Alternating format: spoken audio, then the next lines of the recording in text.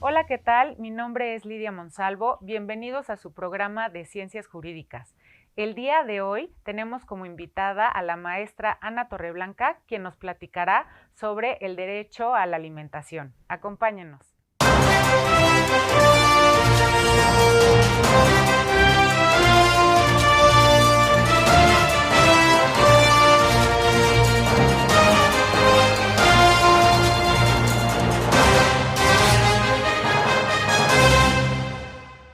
Hola, ¿qué tal? Mi nombre es Lidia Monsalvo. Bienvenidos a su programa de Ciencias Jurídicas.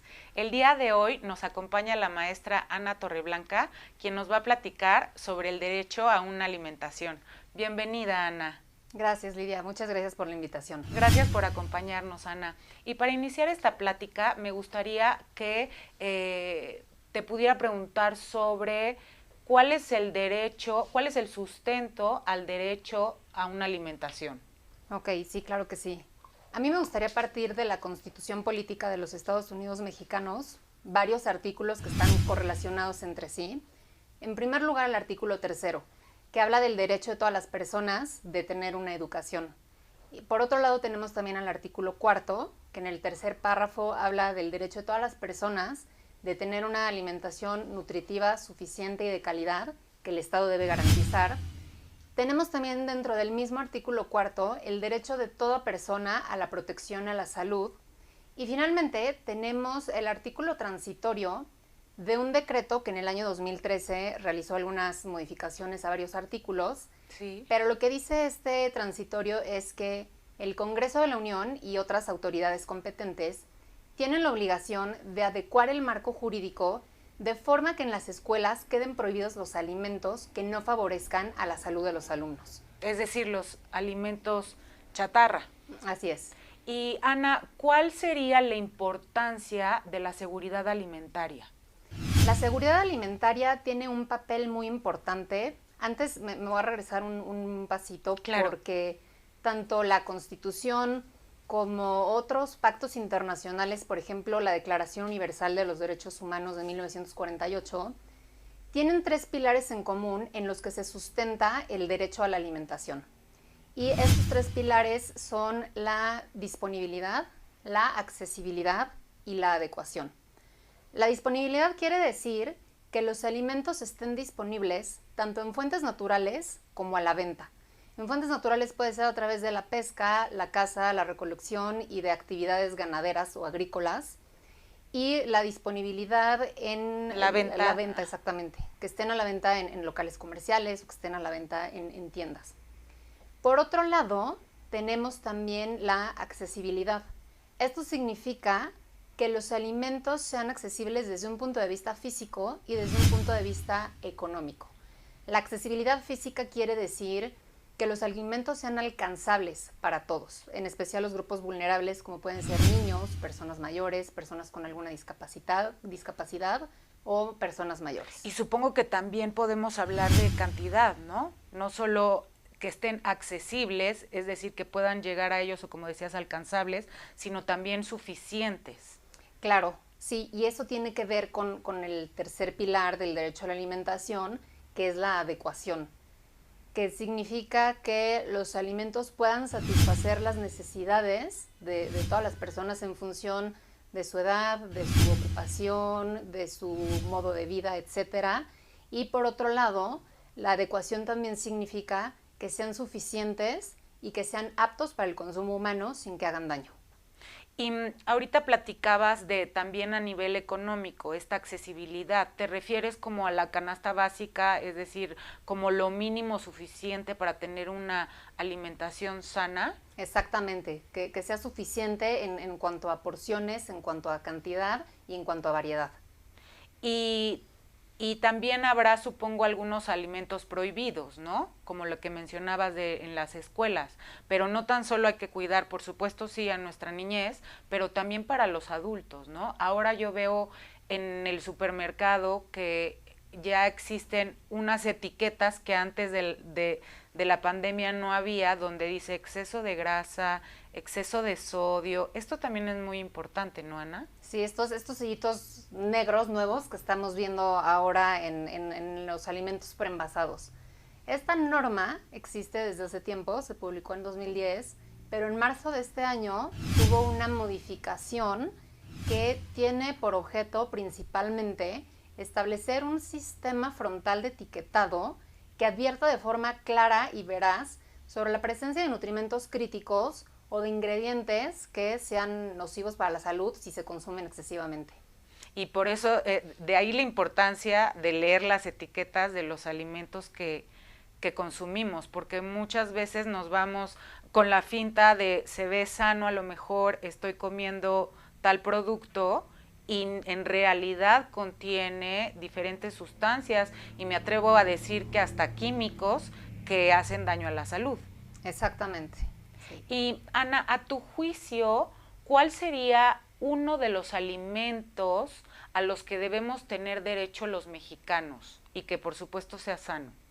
¿Sabes qué? Me encanta esa pregunta porque tengo la respuesta muy, muy en mente y es el maíz. El maíz es muy importante para México por varias razones, porque cumple con estas 3 características que mencioné anteriormente, que son la accesibilidad, la adecuación y la disponibilidad.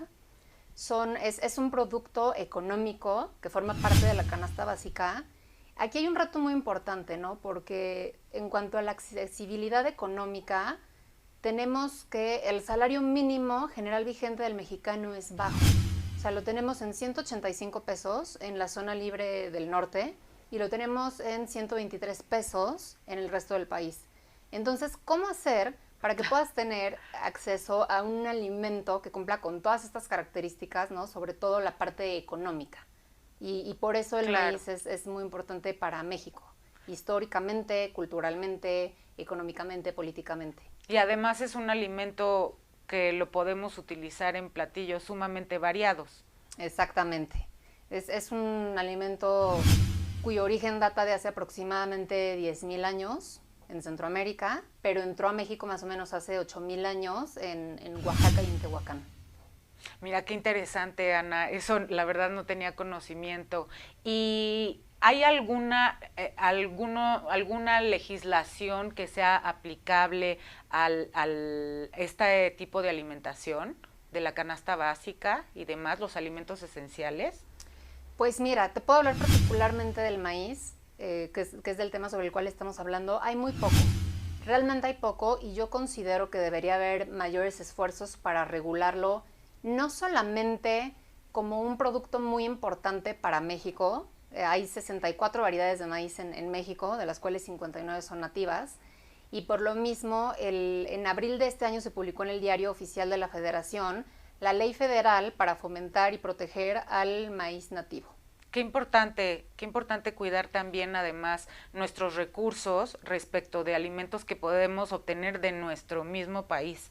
Y me gustaría seguir ahondando en este tema, Ana, al regreso del corte. Vamos a un corte, no se vayan.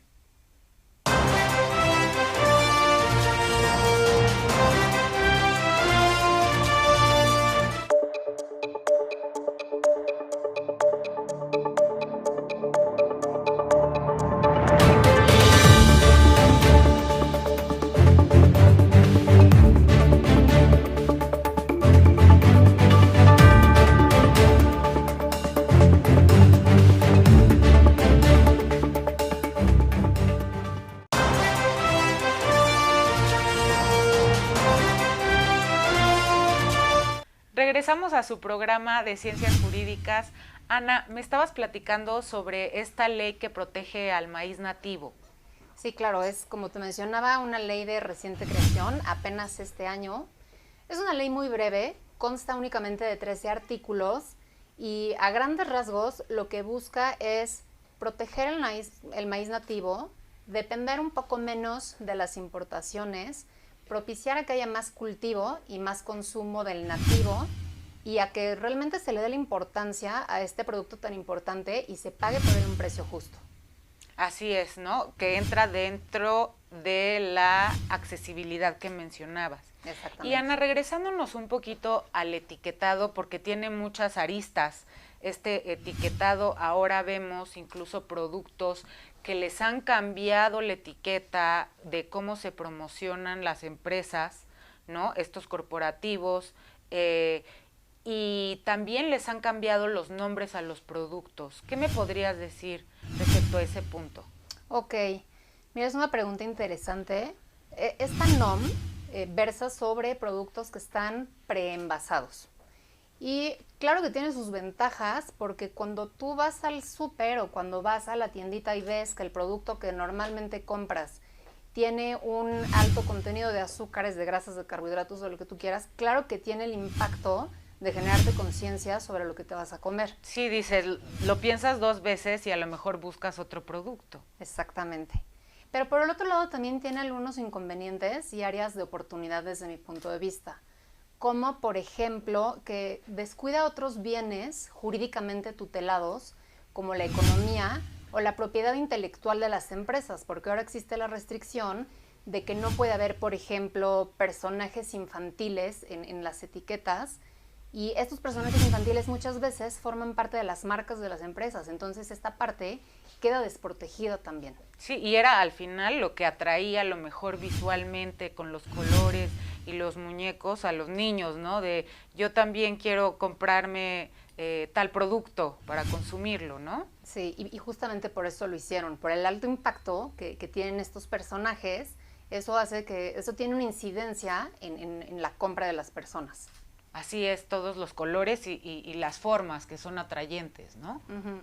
Y hay una regulación también, me decías, en esta NOM respecto a eso. Sí. Lo limita más.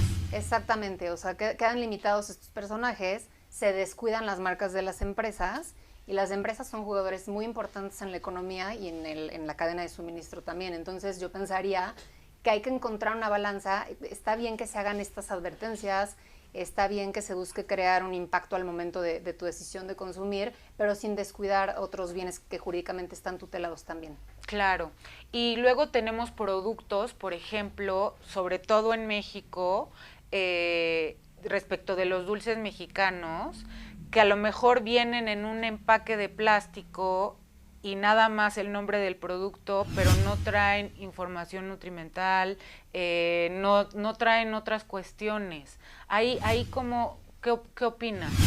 Eso es otro de los inconvenientes que yo le encuentro a la NOM, porque al estar muy enfocada en alimentos preenvasados, industrializados y procesados, quedan de lado otros alimentos u otros platillos que consumiéndose en exceso también podrían ser nocivos para la salud. Entonces, si el scope de esta norma es los alimentos preenvasados, a lo mejor hace falta la creación de alguna otra norma o de alguna otra regulación en la que se contemplen también estos otros alimentos que tú mencionas. Sí, los dulces y también otros productos que también vemos en el supermercado que no traen etiqueta más que el nombre a lo mejor del producto o el nombre de la empresa. Exactamente. Y esos no están, a pesar de estar envueltos, esos entonces no entran dentro de este catálogo de envasados. Exactamente. Y en cuanto a los productos, por ejemplo, congelados, ¿también aplica esta NOM? Si están preenvasados, sí. Si no, no. Sí, el scope, el área de aplicación de esta NOM es justamente que el producto sea preenvasado. Y te habla de las especificaciones generales de etiquetado y de información comercial y sanitaria. Obviamente la ley no hace referencia al concepto comida chatarra, habla de alimentos que tienen alto contenido calórico, entendiéndose por tal aquellos que exceden los límites de azúcares, de grasas, de carbohidratos conforme a la norma oficial mexicana correspondiente. Desde mi punto de vista es un buen esfuerzo porque la educación alimentaria debe comenzar y arraigarse desde la niñez, pero por otro lado se enfoca tanto a la prohibición de venta de estos productos a los niños que deja descubiertas otras áreas que deberían de contemplar la educación alimentaria. No se habla nada sobre los adultos, y bueno, me parece que es adecuada, sobre todo bajo el contexto actual que estamos viviendo con la emergencia sanitaria derivada de COVID-2019, porque la diabetes y la obesidad son agravantes de esta enfermedad, como ya todos lo sabemos, y parte de lo que se busca combatir con estas iniciativas es justamente la obesidad, padecimientos como la obesidad y la diabetes. Creo que somos de los primeros lugares, si no es que el primero en obesidad infantil, lamentablemente. Sí, y es por eso, una de las tantas razones por las cuales se han realizado estos esfuerzos. En Oaxaca fue el que te comenté. Tabasco le siguió el paso a Oaxaca, más o menos unas 2 semanas después, en las que se realizaron modificaciones a algunas leyes estatales para hacer la misma prohibición y para además hacer más costosa la publicidad de este tipo de alimentos. Y respecto de este tipo de alimentos que me dices, la ley no los menciona como chatarra, bueno, pero nosotros sabemos muy bien como mexicanos a qué se refieren. ¿Tú crees que debe ser prohibitivo o más bien debe de haber una instrucción, una guía? Y no solo para los niños, para los adultos, las personas mayores, las personas de riesgo, etcétera. En vez de prohibitivo, ¿pensarías que entonces es como una guía? Claro, o sea, yo pienso que la educación alimentaria debería de abarcar varios aspectos y no digo que estén mal las leyes prohibitivas o restrictivas, simplemente creo que debe de haber más esfuerzos, debe de haber políticas públicas, debe de haber programas y debe de haber campañas de concientización. Y sobre todo porque la alimentación empieza en casa, ¿no? Claro. Si nosotros vemos a nuestros padres consumir productos altos en grasa, altos en sodio, y además eso es lo que hay en nuestro hogar, eso vamos a consumir. Exactamente.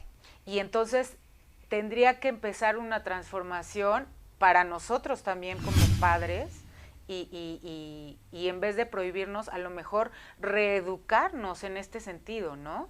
Claro, y es muy interesante esto que dices, porque por ejemplo estas restricciones en Oaxaca y en Tabasco tienen la excepción de que sí se pueden vender este tipo de productos a los niños si van acompañados de sus padres. Entonces es muy atinado lo que tú estás diciendo de que también debería de haber una educación y una concientización para los padres. Andaremos en eso, Ana, si nos permites, regresando del corte.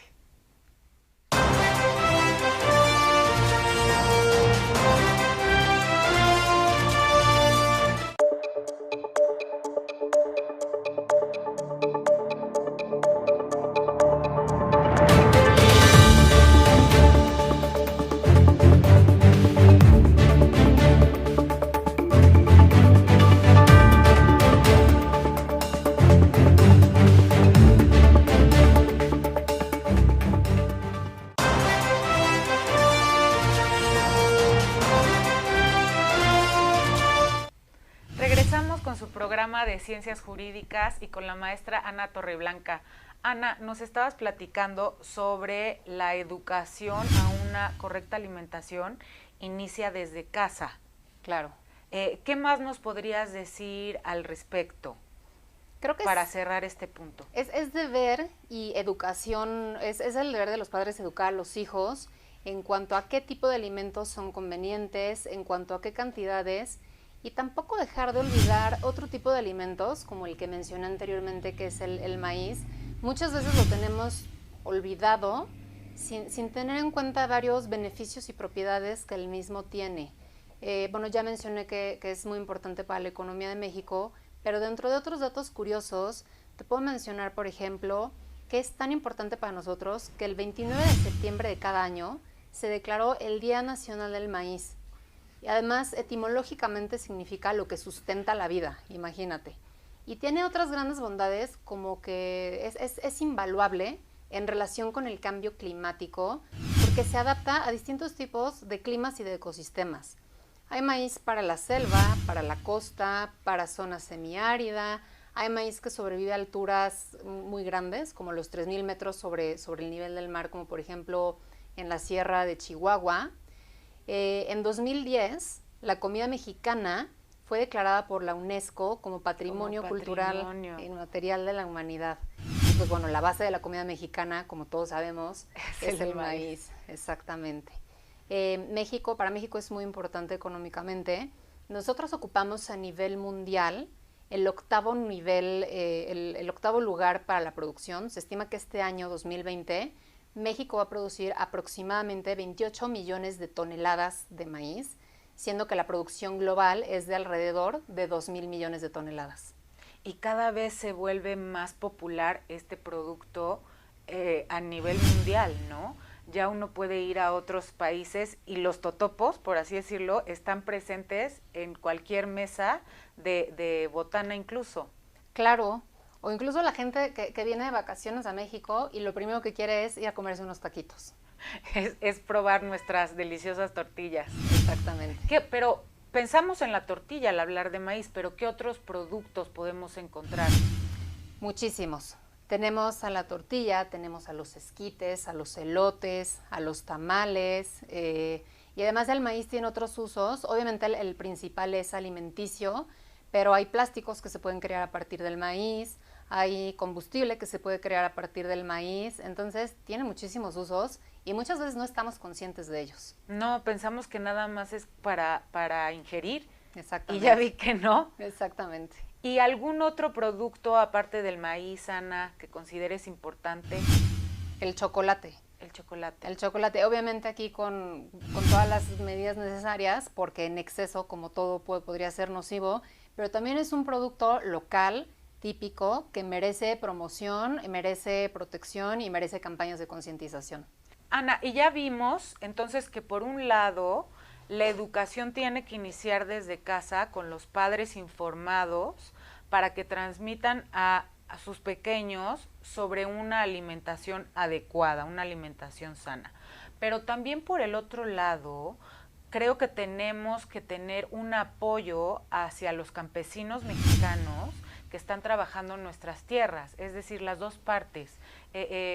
A tu juicio, ¿este apoyo a los campesinos está siendo correcto? ¿Qué hay atrás que los apoye? Sí, claro que sí. Hay dos programas, bueno, hay varios programas para otorgar incentivos a los productores del campo, que son parte importantísima de la economía mexicana, y además este tipo de cultivos es el medio a través del cual ellos subsisten. Entonces, sí hay programas del gobierno para apoyarlos, para otorgarles incentivos, para garantizar un precio justo del producto. Te puedo mencionar muy brevemente dos. Tenemos a Precios de Garantía de Segalmex y a Producción para el Bienestar de la SADER.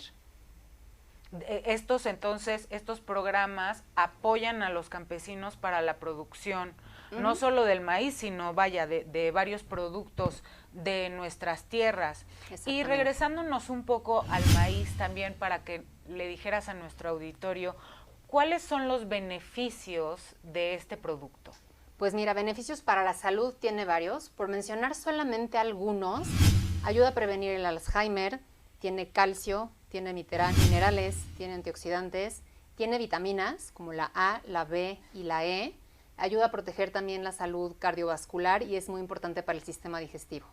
Es decir, es casi un alimento, un superfood, como les llaman ahora, ¿no? Que tenemos varios, pero dejamos a un lado el maíz porque muchas veces creemos que es un producto nocivo. Exactamente. Y al revés, con todo lo que comentas. Claro, consumiéndolo adecuadamente y con las proporciones. Con moderación, exactamente. por supuesto. Tiene todos estos beneficios que te estoy diciendo y como ya lo mencionamos, además lo encontramos en muchísimas formas. En muchos productos a su vez, y subproductos. Sí. Sí. Y Ana, como conclusión de esta plática, ¿qué nos podríamos llevar?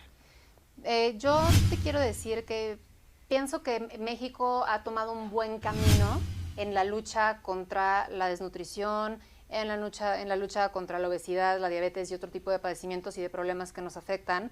Creo que todavía hay un largo camino que recorrer en cuanto a normativa, en cuanto a leyes, en cuanto a campañas, en cuanto a políticas públicas, en cuanto a programas, en cuanto a incentivos. De educación y todo esto. Exactamente, y me gustaría hacer el cierre mencionando algo que tenemos no tan consciente, y es que las principales causas de la desnutrición y del hambre no es que no haya alimentos, sino es la falta de acceso a los alimentos que ya están disponibles. Ana, pues una plática muy interesante y por supuesto muy útil para todas las familias mexicanas, no solo para los abogados respecto de la regulación. Agradecemos mucho que hayas estado con nosotros y se queda abierta la invitación, por supuesto, Ana, para seguir hablando de este tema y algún otro en cuanto a nuestra correcta alimentación. Muchas gracias por habernos acompañado. Este fue su programa de Ciencias Jurídicas.